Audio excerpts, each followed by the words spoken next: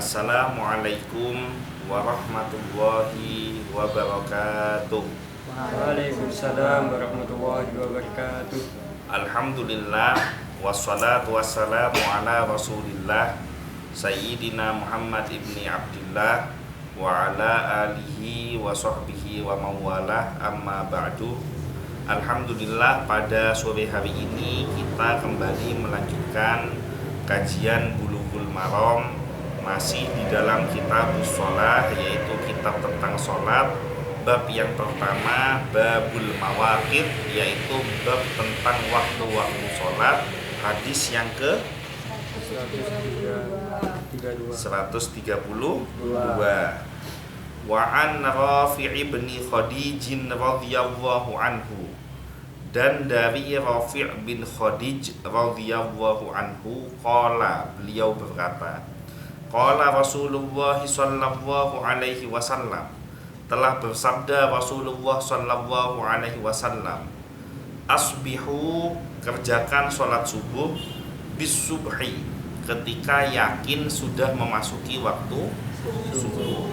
Fa innahu, karena sesungguhnya, a'dhamu, sangat besar, li ujurikum, pahalanya bagi kalian. Rawahul khamsah, diriwayatkan oleh imam yang 5. Wa sahhahu Tirmidzi wa Ibnu Hibban, dan dinilai sahih oleh At-Tirmidzi dan Ibnu Hibban.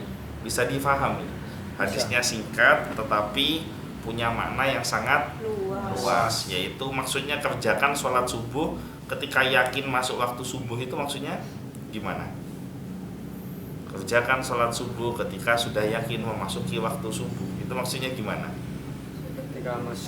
Ketika masuk di awal waktu subuh, cepet-cepet kerjakan sholat subuh. Jadi statusnya hampir sama dengan sholat maghrib, di mana menyegerakan untuk mengerjakan sholat maghrib. Subuh pun demikian, ketika masuk waktu subuh, segerakan mengerjakan sholat subuh. Ya, kita baca syarahnya. Yang pertama, wajib menunggu sholat subuh sampai benar-benar waktunya masuk. Jadi tidak bisa ditawar. Misalkan kamu ahli tahajud atau mungkin ahli puasa, habis sahur sudah ngantuk kurang 2 menit, ini saya percepat aja subuhnya, tidak apa-apa. Karena subuh itu syaratnya akan rusak dalam keadaan gelap, yang sampai tidak kelihatan. Ini kan sudah gelap. Ya sudah gelap, tapi harus dipastikan benar-benar masuk waktu subuh, tidak boleh sebelum awal subuh. Sama sholat 5 waktu itu harus dikerjakan setelah memasuki waktu sholatnya, bukan sebelum waktu sholatnya. Yang kedua, sebagian pengertian dari hadis di atas adalah perintah memperlama bacaan ketika sholat subuh, karena ada dua kalimat subuh di situ kan, asbihu bis subhi. Jadi kerjakan sholat subuh ketika sudah yakin memasuki waktu subuh. Nah, maksudnya itu memperlama bacaan Al-Quran ketika sholat subuh. Berbeda dengan sholat maghrib. Kalau sholat maghrib kan dianjurkan untuk membaca surat pendek. Nah, kalau sholat subuh dianjurkan untuk membaca surat yang panjang. Paling enggak minimal berapa ayat kemarin, masih ingat? Berapa ayat? 60 sampai 100 ayat kalau sholat subuh. 10 ayat itu maghrib. 60 sampai 100 ayat. Di sini hafalan paling banyak Al-Baqarah berapa ayat? Nah, itu sudah bisa digunakan untuk sholat subuh. Jadi rakaat pertama 40 ayat, rakaat kedua 40 ayat. Jadi di murojaah, para tahfidzul Quran itu untuk menjaga hafalannya itu salah satunya dibaca ketika sholat. Kan keren, apalagi anak cowok, misalkan ngimami di masjid, ya kan, diucul hafalannya surat Al-Baqarah ayat 1 sampai berapa? Sudah kemarin 30. Faris 1 sampai berapa? 40. 1 sampai 40, ya kan. Rakaat pertama 20 ayat, rakaat kedua 20 ayat, kamu sudah jadi imam yang paling pintar di kampungnya. Amin. Karena imam salat subuhnya kan bacanya suratnya yang pendek-pendek kan, tetap kan. Nah, ketika kamu baca 20 ayat udah paling pintar kamu. Di pesantren aja belum tentu kok sampai 100 ayat. Nah, kamu baca udah paling pinter. Itu kelebihannya, ada hukuman hafalan Quran ya. Hafalan Quran membawa hikmah. Nah pertanyaannya bagaimana kalau hafalan Qurannya tidak banyak dan imamnya juga baca Qurannya pas-pasan? Nah itu gimana kalau begitu? Nah kalau saya mensiasatinya, setelah sholat subuh saya tidak meninggalkan tempat sholat untuk membaca Al-Quran sampai terbitnya matahari. Jadi begitu kelihatan terang baru saya berhenti membaca Al-Quran. Karena zaman sekarang kan agak kerepotan kita mencari imam yang benar-benar bisa 60 sampai 100 ayat hanya di tempat-tempat tertentu saja, atau hanya imam-imam tertentu saja yang bisa 60 sampai 100 ayat setiap subuhnya. Ustadz, itu kalau kebanyakan 60-100 ayat nanti orang malah nggak mau sholat subuh. Ya orang suratnya pendek-pendek aja udah banyak yang nggak mau sholat subuh ya. Ya udah ikutin aja udah ininya, sunnahnya. Sama dengan ini kan ada pertanyaan kemarin, ada pertanyaan lucu. Kan as-sholatu khairun minan naum, itu kan adanya subuh kan. Iya. Bisa nggak adzan subuh itu menghidupkan orang yang sudah mati? Bisa nggak? Jangankan orang yang sudah mati, orang yang tidur aja nggak bangun karena as-sholatu khairun minan naum.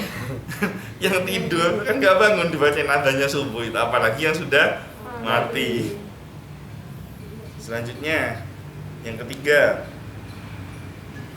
mengerjakan sholat subuh pada waktu masuknya yang yakin pahalanya lebih besar, menunjukkan akan berbeda-bedanya pahala amalan yang satu dan yang lainnya. Jadi setiap amalan itu pasti ada pahalanya, dan pahala setiap amalan itu berbeda antara yang satu dengan yang lainnya. Maka tidak usah memilah-milih amalan. Oh saya mau milih yang ini aja, oh saya mau milih yang ini aja. Tapi kalau seandainya memang harus memilih, maka selain dari yang wajib, pilihlah sesuatu yang menurut kamu mudah dan bisa membuat kamu istiqomah. Makanya orang itu kalau pas-pasan aja, nggak usah yang repot-repot ngerjain yang sunnah-sunnah ya, yang kayak para ulama, para salafus sholih. Pas-pasan aja, salat subuhnya kamu awal waktu, maghribnya awal waktu, zuhur, asar, dan isya disesuaikan kondisi ya. Karena ada hadisnya boleh disesuaikan kondisi kan. Itu kamu pahalanya sudah sangat besar sekali. Bahkan satu sholat subuh dalam sebuah riwayat diterangkan 2 rakaat sebelum fajar, artinya 2 rakaat sebelum sholat subuh, 2 rakaat qobliyah, namanya sholat sunnah qobliyah. Itu pahalanya lebih baik daripada dunia dan seisinya. Itu baru sunnahnya, belum wajibnya. Sholat tahajud itu keutamanya kan sangat hebat itu kan. Tahajud itu kan pahalanya sangat besar kan. Nah, bayangkan yang sunnah saja pahalanya sangat besar, apalagi yang wajib.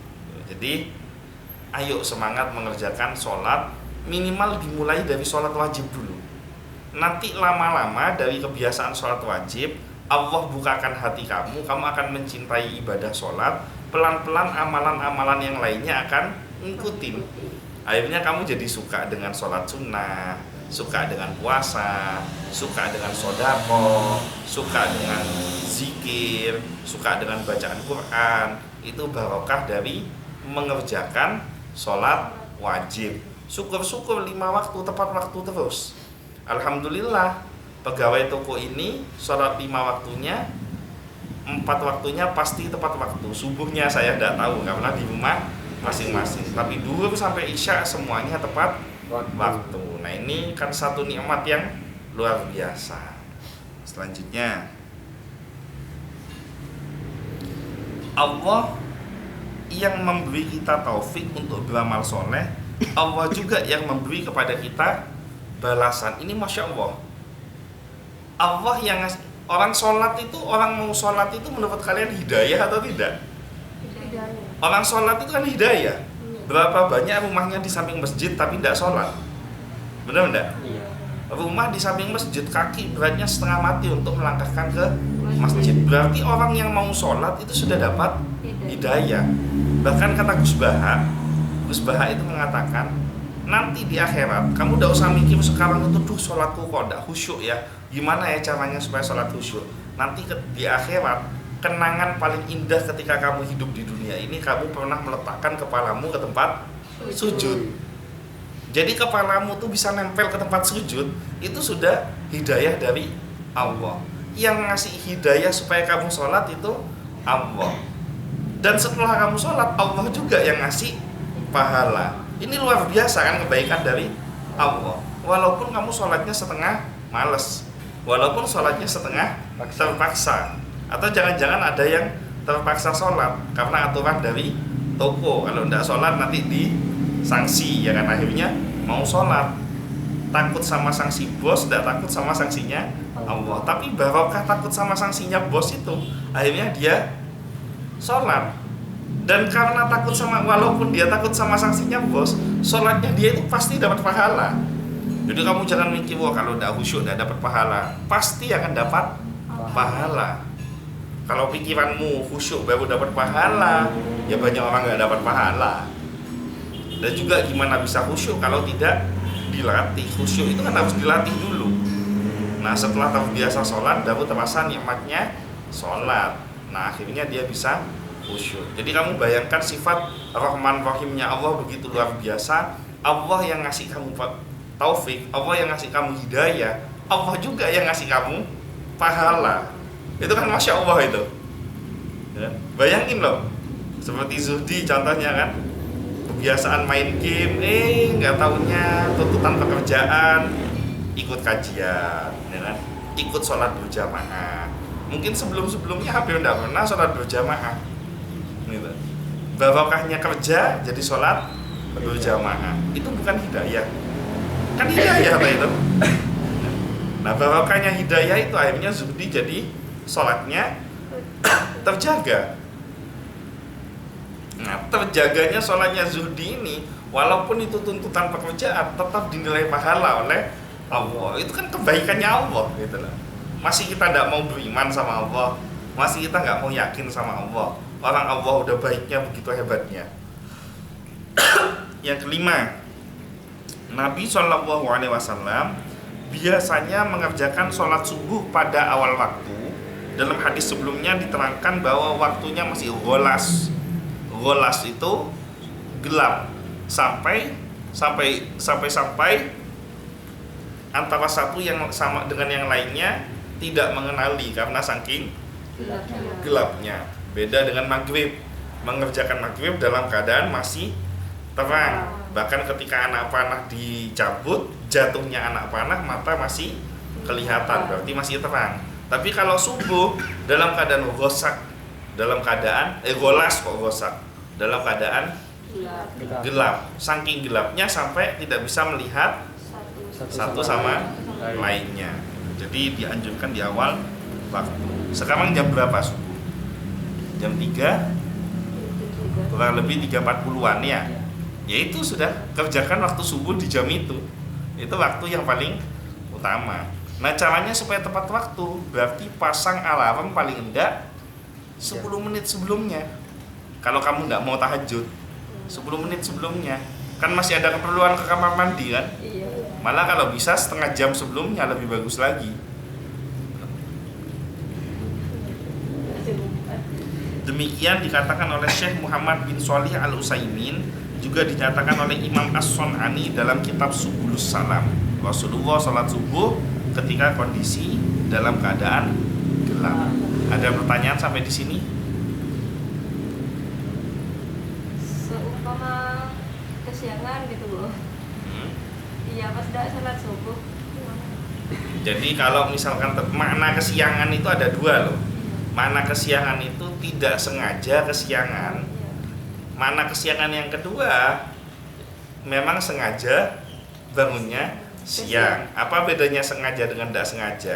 Tidak sengaja itu kamu sudah usaha untuk bangun sebelum waktu subuh, sudah pasang alarm, ya kan? Ternyata alarmnya nggak dengar. Sebelum tidur sudah baca doa, sudah ambil wudhu. Ternyata tetap nggak kebangun karena saking capeknya badannya, nggak kebangun waktu subuh. Bangun-bangun ternyata jam 6 pagi. Itu kan sudah lewat waktu subuh. Maka kalau yang terjadi seperti itu, langsung ke kamar mandi, langsung ambil wudhu, langsung kerjakan sholat subuh saat itu juga. Kalau yang terjadi seperti itu. Tapi kalau yang terjadi kamu kesiangan karena sengaja bangun dengar adzan subuh, ya. Begitu ngelihat jamaah subuh masih panjang, kamu lanjutin tidur lagi, akhirnya kelewatan sampai jam 6, maka itu kamu bukan kesiangan, bukan tidak sengaja, tapi kamu lalai meninggalkan sholat subuh.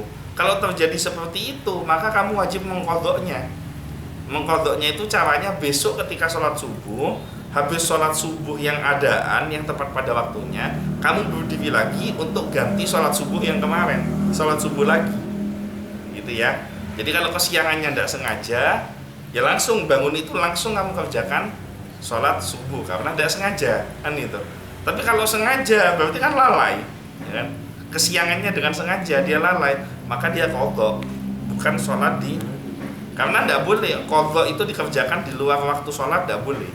Jadi qadha itu harus sesuai dengan waktu sholatnya. Jadi kamu kerjakan pada waktu subuh keesokan harinya setelah sholat subuh yang adaan itu maksudnya yang diselenggarakan pada waktu itu, kemudian berdiri lagi sholat subuh untuk mengganti yang kemarin. Jelas ya? Ada lagi yang lain? Terus yang tidak sengaja sholat niatnya itu gimana Bu? Yang adaan apa qadhaan? Bukan qadhaan, Yang biasa. jadi gini, nanti insya Allah ada hadisnya ya yang berkaitan dengan adaan, qadhaan, satu lagi isti'adan atau apa, saya agak lupa, nanti saya coba cari di ininya. Cuma yang paling aman sih usolli fardhu subhi raq'ataini mustaqbilal qiblati lillahi ta'ala, sudah gitu aja sudah. Nah cuma ada itu penjelasan adaan, qadhaan, satu lagi saya lupa antara isti'adan atau apa, nanti daripada salah saya buka kitabnya.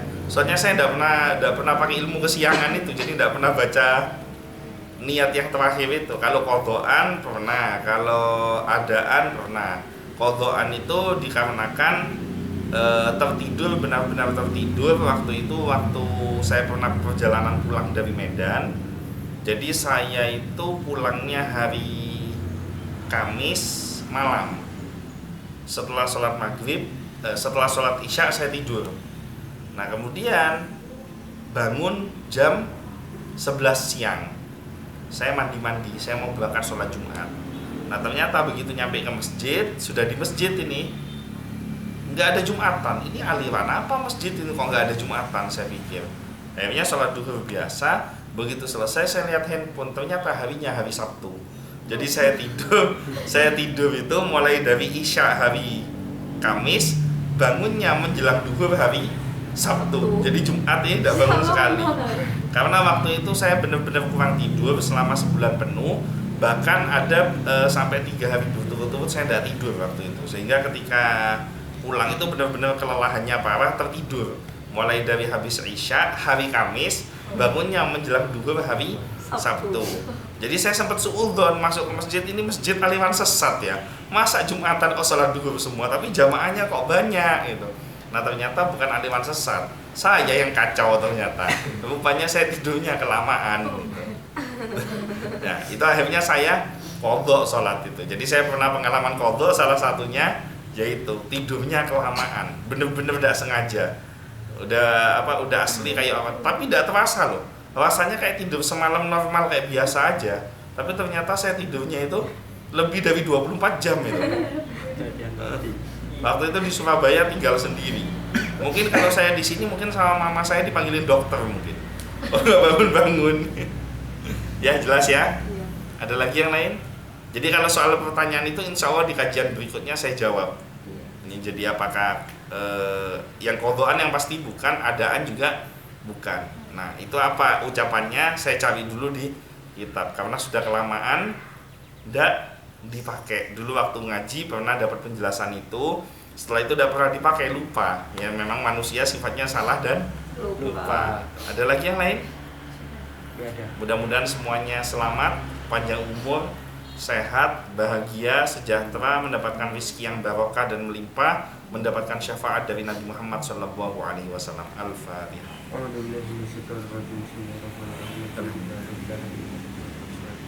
Ya.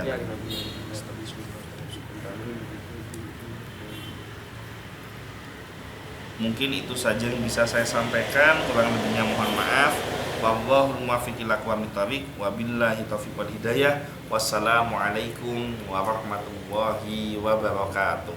Waalaikumsalam warahmatullahi wabarakatuh. Marilah kita membaca